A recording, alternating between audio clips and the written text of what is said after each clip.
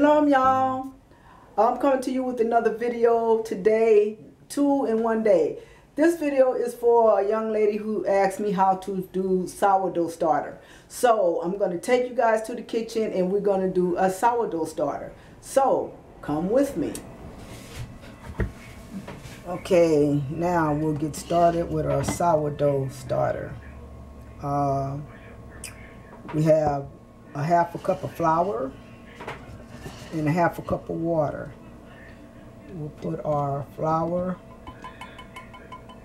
in, then we'll put our water in. Okay, and we want to mix this, make sure it's all combined together. You don't want to have too many big lumps in here. Small ones are okay, but you don't want big ones. You want to make sure you got all the flour off the bottom of the jar.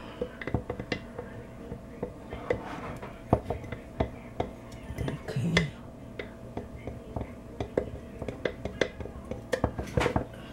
Let me pick it up to see if I got it. Yeah, okay, that's good.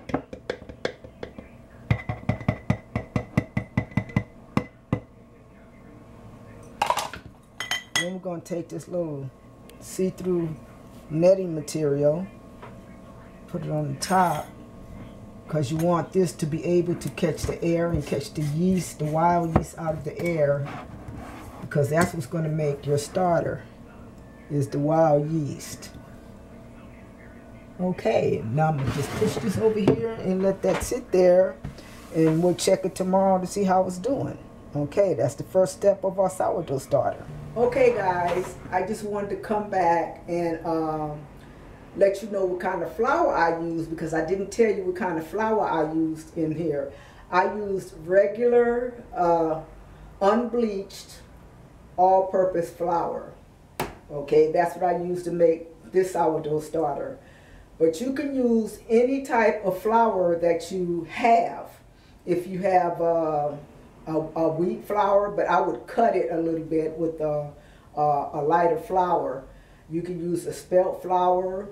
You can use a non-gluten flour. Well, you know, you can use any kind of flour to make a sourdough starter. Some people like using rye, and some people like using, just like I said, the spelt, but it all depends on your preference. I just used the all-purpose unbleached because that's what I had. But all in all, any flour will work. Okay, now, I just did this and I already have, you can see the bubbles starting to form in here. That's how you know that your starter is starting to work.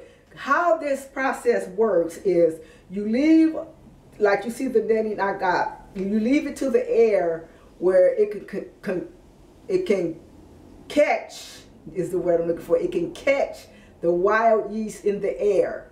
Okay, because there is wild yeast in the air, that causes things to spoil. You know, it's a particular type of spore, but I forget the name of it. But anyway, that's what turns this into a sourdough starter, is the wild yeast in the air that gets into the flour, and along with the water and the air and the yeast, it does its thing and it turns into what we call a sourdough.